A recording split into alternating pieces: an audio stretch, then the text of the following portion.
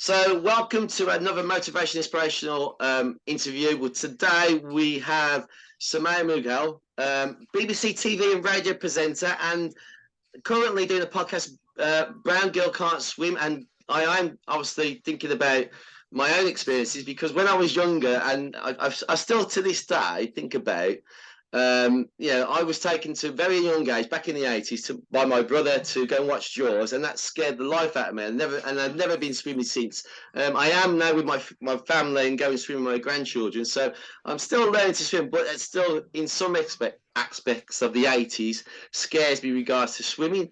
So Samantha, pleasure to meet you.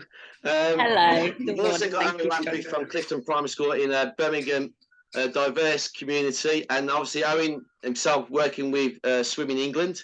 So over to you, Samara. Owen, do you want to introduce yourself as well, please?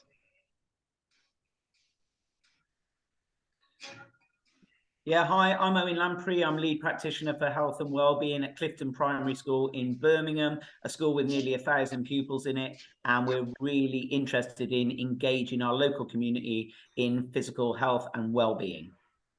Thanks, Owen. So Samara, I've listened to your podcast, and I must admit, you can talk, and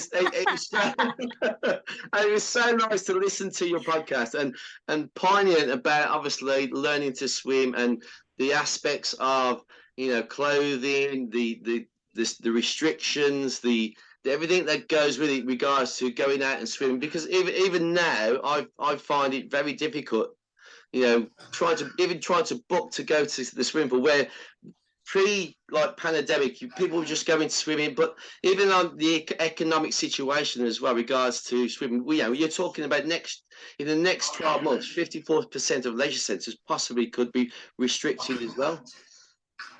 Yeah, well, thank you for listening to the podcast for a start and listening to my ramblings. Hopefully it wasn't too painful for you. You can binge the whole thing within an hour. So thank you for listening, and I'm glad you enjoyed it. And I think you're right. I think that it is a scary time when it comes to pool closures and the future of the sport, especially when it's a sport which provides you a skill that could save your life. I think the real concern, and the thing that I discovered a lot across the journey for Brown Girl Can't Swim, was just how many adults can't swim. And so if we've already got loads of adults that don't have this skill against the backdrop of the cost of living crisis, then I do fear that gap between those that can and those that can't, and that inequality will only deepen. It's really scary time, and it's a massive problem.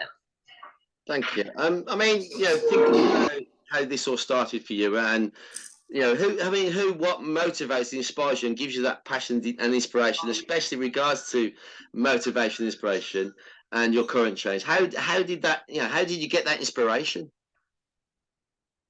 So I am a British Pakistani Muslim woman in her 20s, and I'm a broadcaster. So I'm a presenter on the radio, I do stuff on the telly, and now I've got a podcast. That's all fantastic.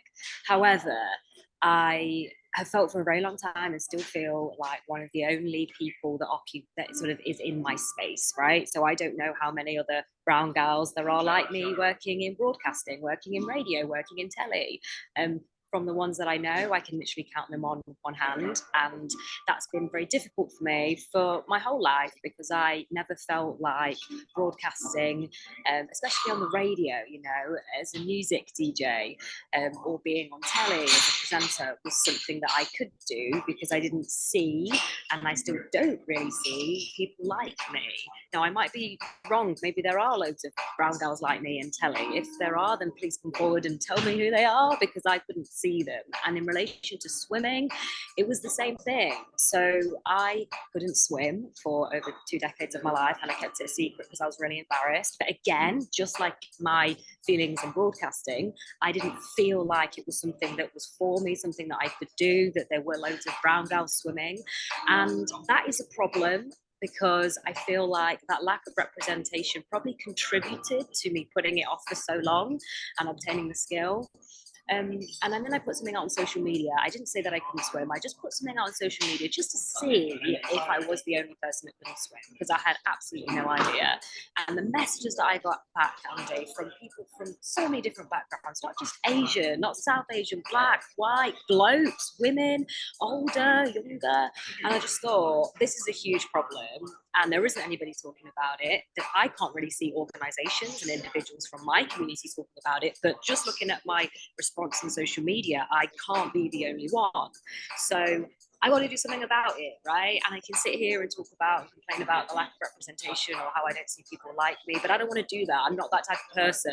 I've got a radio show and I can talk, as you mentioned. So I went on the radio and I spoke about it. And then I started to investigate and looked at the figures and realised I was not the only brown gal that couldn't swim or the only adult that couldn't swim.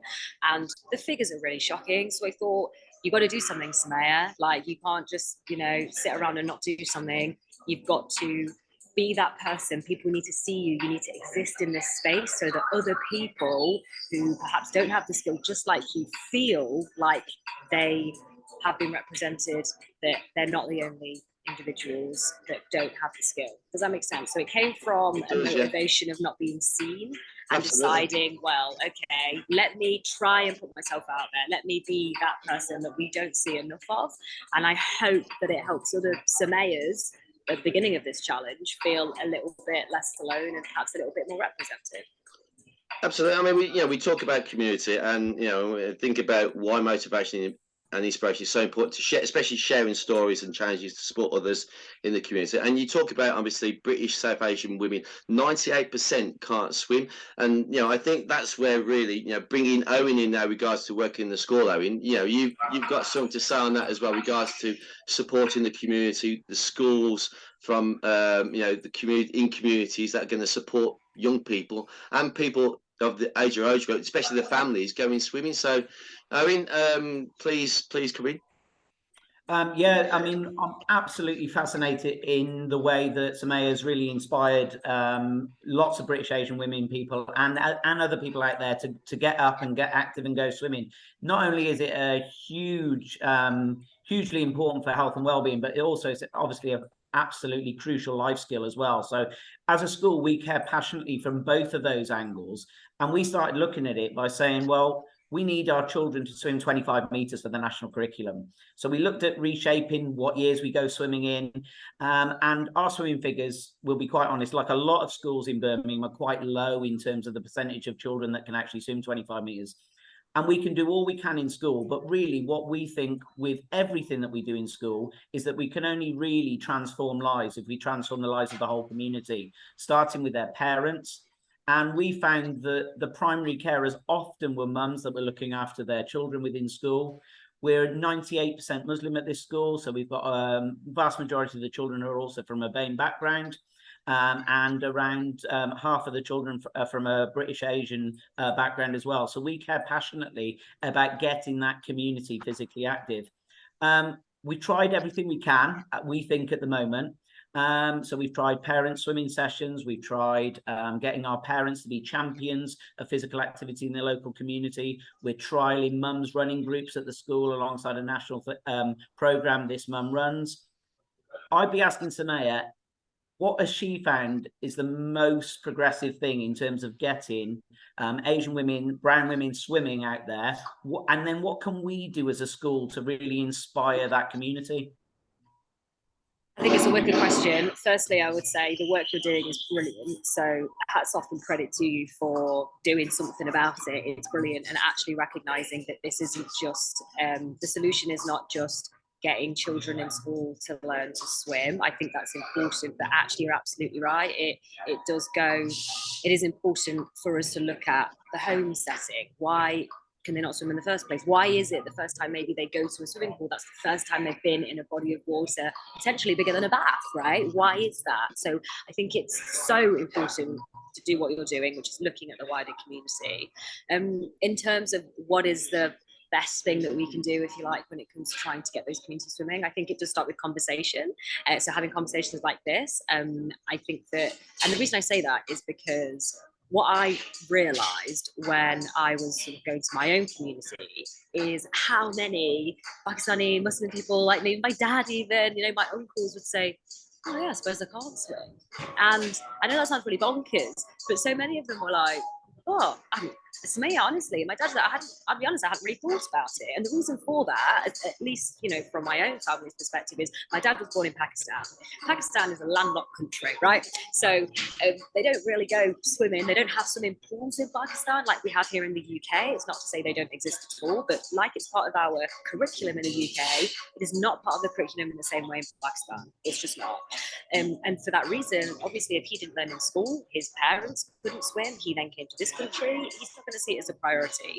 And really, to be honest with you, in Pakistan, food, shelter, education was the priority for him. And it sounds bonkers because swimming is a life skill, but it's not framed as something that is so important and a priority within the community, at least from my family's perspective and my perspective. So I think it starts with conversation and reframing the narrative, and that narrative being, this is as important as your academic education. This is as important because of the life-saving element to it, but also from the perspective of health, right? So my father's a doctor as well. And one of the things that he said was, actually, Summaya, it is probably not very good that I couldn't swim and I can't swim. Also, because from a medical perspective, when we look at our communities and the health conditions that we may have, like diabetes, hypertension, high blood pressure, that sort of thing, swimming is great for that sort of thing as well. So I think that it starts with reframing and making it a priority, sort of saying, this is equally as important. This is important for you to go and do. And when there is that realization of like, I suppose we don't really have that skill, that's quite good. I think the second thing is probably raising awareness around the types of provisions that are available to you when it comes to swimming. So if I think about my specific community as a Muslim woman, as a Pakistani woman, and I know that you touched on this and you're working in this space, and it's really important, modesty, right?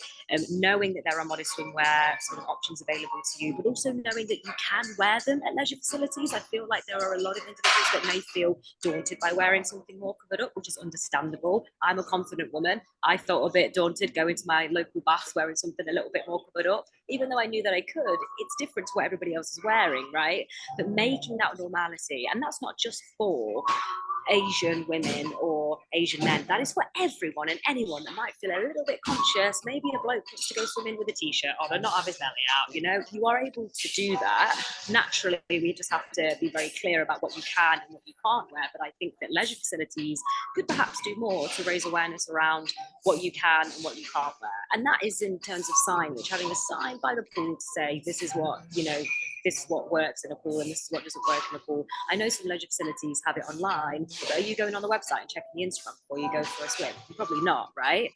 So I think in terms of what are the things that would really make a difference, I feel like starting the conversation, reframing it as a priority, showing what you can wear as an option, and also showing the fact that, and we did this in the third episode of the podcast, walking through that journey of going swimming. So many people may be conscious of, oh, there's going to be a lifeguard looking at me, or maybe the pool is opened out onto the street and then loads of people in the street can see me and I don't want random people to see me swimming, all that sort of thing, and considerations that you may make Islamically within the faith. Just breaking down as what I'm saying, I know your religion says this, but I've gone to a scholar and the scholar says this, and actually in Islam, and this is something that I learned from the podcast, it's you're encouraged to swim. It's something called a mustahab. A mustahab is something that they say that the Prophet Sallallahu Alaihi Wasallam said that you should do. So what I find bonkers is the fact that so many Islamic nations perhaps aren't promoting or pushing a skill which the faith itself says that you should do.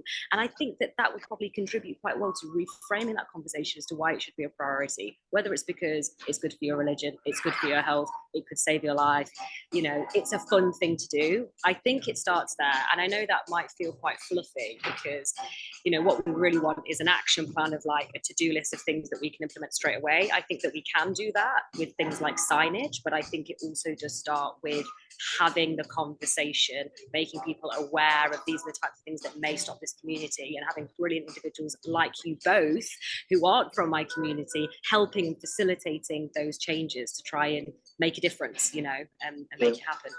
Yeah, thank you, Summaya. You talk about barriers, obstacles in the community, and I think there's obstacles in schools and in leisure centres as well. Regards to, unfortunately, one of our colleagues, Asma Ali, can't be with us today because of personal reasons. But she said herself she can't. She's a Muslim woman working in sport for England's worked with the Commonwealth Games.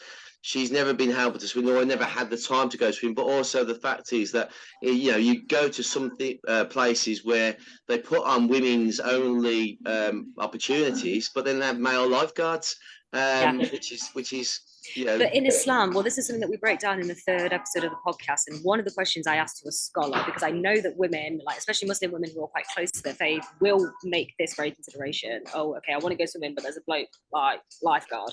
Now, I get it is preferable Islamically for that lifeguard to be a woman. However, if only a bloke is available, given they're there to save your life, Islamically, you are still allowed to go swimming. So I think that there's a difference between what the faith says, and the faith would say they're there to save your life.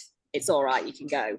But then whether that woman feels comfortable is a different thing, you know, and it's okay for there to be a male lifeguard. Also, if that woman is dressed, you know, in a more covered up way as well, that's the other Islamic consideration. But you're absolutely right, and I think it's the nuances and the detail of stuff like that. Also, things like prayer times, right? So, in terms of female-only swim classes, they do exist. It is a bit of a postcode lottery, though. You can go to different parts of the country, and some leisure facilities will have one on, some will have 21 on. You know, and also the timing of them can be difficult. So, for example, I know at my local pool there's a female-only swim class. I think at midday on a Wednesday afternoon. I'm on the radio. I'm working. You know, and I think it's having those conversations exactly as you've just mentioned about, okay, there's female-only swim classes, but what time are they on? Is there going to be a female lifeguard there? And also, there's a female-only swim class, but is that just a swim session or an actual lesson? Because if it's a swim session and you've got loads of women going in the pool, that's wonderful. Are they actually learning to swim? Is this a taught lesson? It's those types of details that we need to hone in on. The other consideration is prayer times, as I mentioned just a moment ago. So in Islam, you know, many Muslims will pray 5 times a day at different points in the day. If the swimming class is going to clash with the prayer time, for example, Friday prayer is a big one, midday on a Friday, a lot of individuals will go to the mosque, a lot of women will make sure that they prioritize that specific prayer time. If you put on a female-only swim class or even a swim class midday on a Friday afternoon, then you're wondering why there isn't the Muslim community coming forward. It's not to say that every single Muslim will bow down at that time, but it may be a consideration for them. They ain't going to be swimming. So I also appreciate that there are a lot of factors that we've discussed, you know, having a female lifeguard, having a swimming pool which maybe doesn't open out onto a road, having it at a specific time. We have to be balanced, I think, and compromise in terms of what is also feasible for leisure facilities. But I think if leisure facilities understand the nuances in the detail and also recognise that this community wants to swim, I think it's important that we get the community to make it a priority first and they show that there is that demand for the leisure facilities, then hopefully that will help change the narrative. But it's detail. It's the detail that's important. It's the detail I've tried to break down in the podcast. But even then, I haven't been able to touch on absolutely everything, which is why it's important we have spaces like this where we can be like, okay, let's really get into the nitty gritty of it. What are the things that we hadn't even thought of that could be stopping people? I do find it interesting because I'm freelance at the moment. I work with my organisation, but I also do different schools around the West Midlands, working for a teaching agency. I mean, I've spent the last 20 years working in disability, 4 years in a college with complex disabilities, working with 80C students that have been out of education for 5 or 6 years. But even then, there's regards to autism, ADHD, it's something, again, when are they going to have the time to go and do these kind of activities if they're struggling to do that? Obviously, we talk about schools as well, and being in schools and going on to swimming lessons. I think and I think you agree, Owen, that it can be really difficult to structure and schedule as well. I've been in the school where they've had been on three different sessions of swimming, but the constraints between getting changed, getting the coach, getting changed, getting to the swimming pool, getting out, it's like a military operation in some cases. Because about 40 minutes, and that's. And for some children, that's quite daunting. Yeah, and I also think you bring up some interesting points there, Andy, with changing. So we've got a beautiful baths in Moseley, which we swim to, and we can walk there. So it's perfect for us. But it's a beautiful Victorian building, listed building, and it's fantastic that that's open. But sometimes the changing facilities aren't quite what they could be.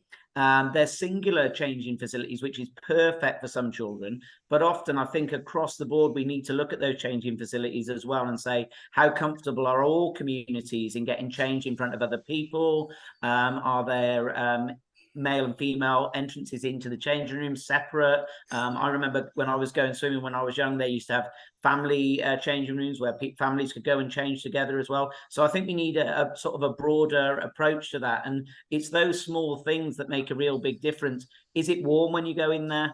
Lots of our families are worried that it's really cold when you get swimming. You come out, you walk home from the swimming baths, or you walk back to school.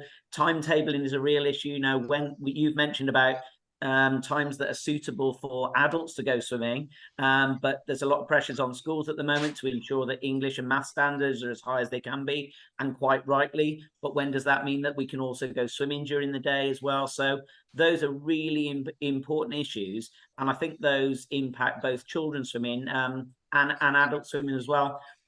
Also, the clothing is a massive issue as well, for what children, boys and girls, feel comfortable in going swimming as well. So I really think we've looked really hard at that, and purchasing swimming costumes for children that are suitable, purchasing swimming costumes for adults that can then go swimming and take their children as well. So we're trying lots of those things, but those kind of practical issues are a big thing in encouraging our community to go swimming.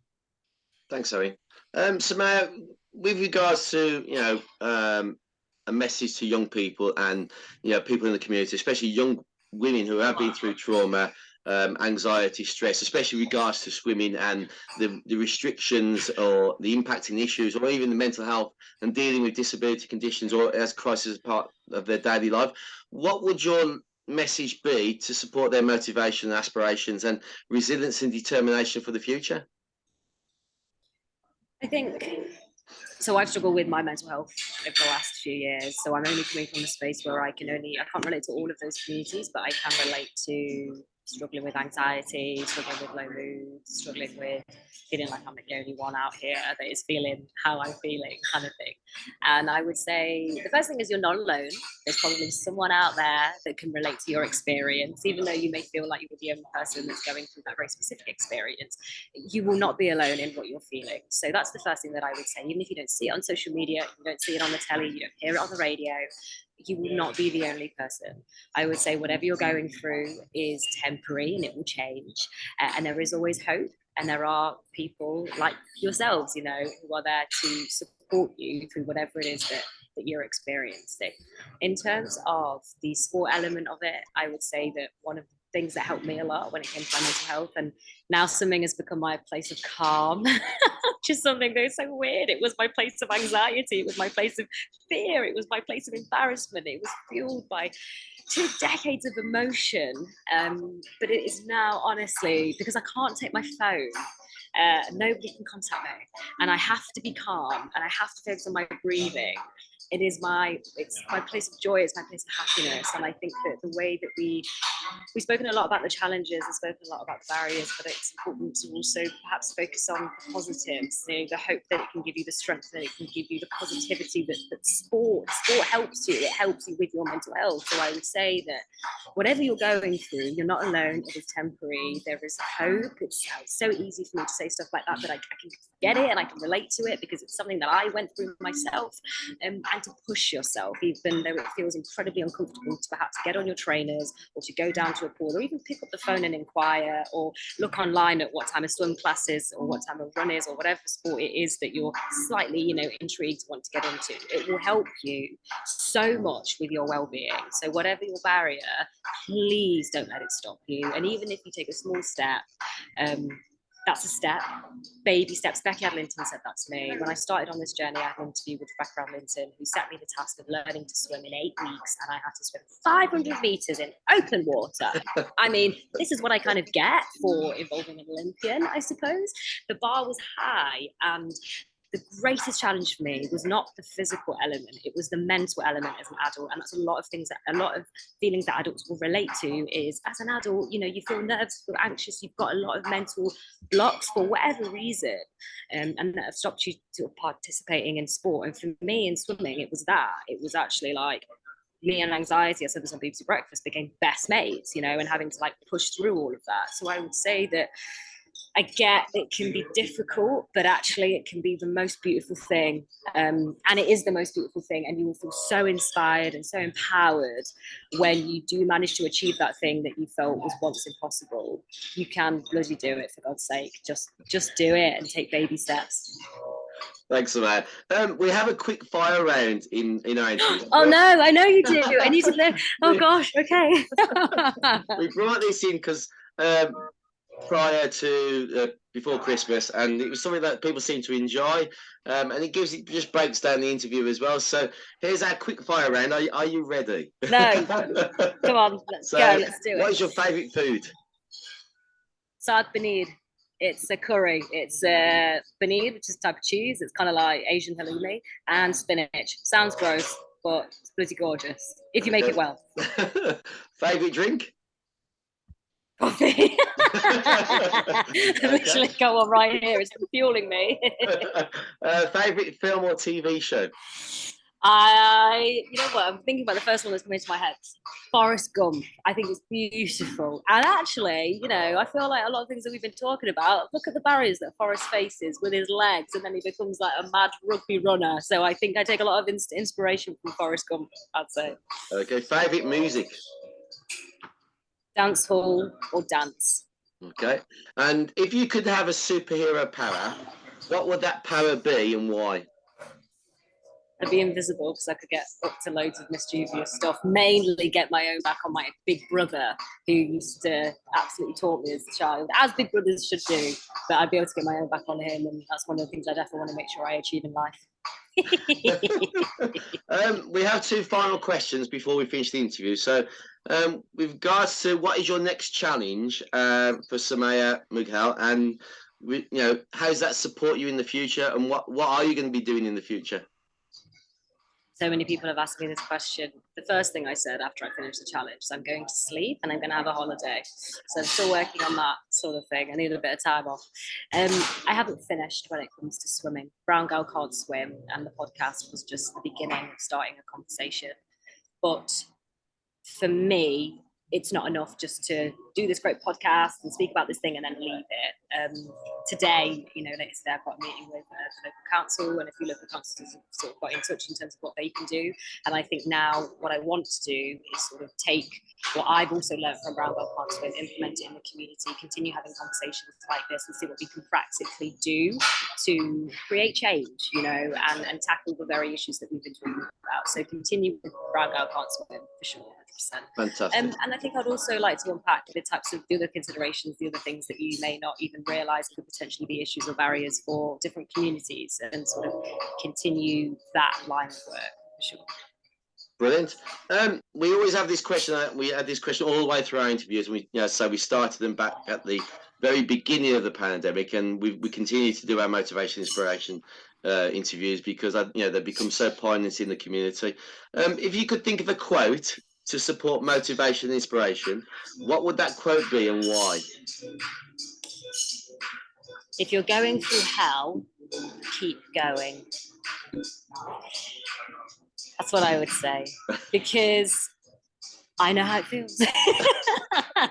I feel like I've been through hell and back, and not only with Brown Girl Can't Swim, but other moments in my life. Like 3 years ago, I was really, really poorly with my mental health. It was really bad. I couldn't even get out of bed. It's all on my Instagram when I spoke about how actually I managed to get out of that situation. However, it was really, really, really tough. And there are moments where you feel like I just can't keep going. And what I would say to you is that if you are going through hell, keep going. Things will change. Thank you, Summaya Mughal. It's been a pleasure to talk to you. Owen, thank you so much for joining us. Can I have one request, Andy? Go on, carry on. It's a cheeky one, Summaya, at the end. But as I mentioned before, we've got an amazing swimming baths down the road, mostly road baths in Birmingham. And they're really at the heart of the local community, involved in a lot more than just swimming, but the arts, and hold second Saturday programs every month in the community. We've also got Swim England coming down in 2 weeks' time.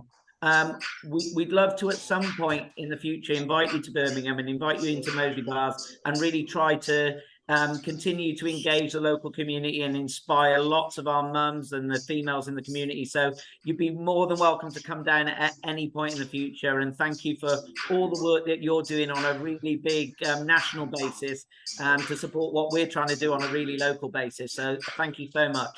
You're welcome, and send me a date. I will be there. And you know what? The local's important. Before anything that I do at the BBC, I am a BBC local radio presenter. You know, I present on BBC Radio Leicester, BBC Radio Nottingham. Local is important. Local is where we can make the difference and really actually implement the conversations we have on a national level, but we need it to be on the grassroots level. So as a local radio presenter, of course, I get myself down there and I will do everything that I can to support. And the work you're doing is wicked. That's where the change happens. What you're doing, what you're both doing, is really where the change happens. So thank you both, actually. You're both brilliant. Thanks, Summaya. It's been a pleasure. Thank you. Take care. Thank you.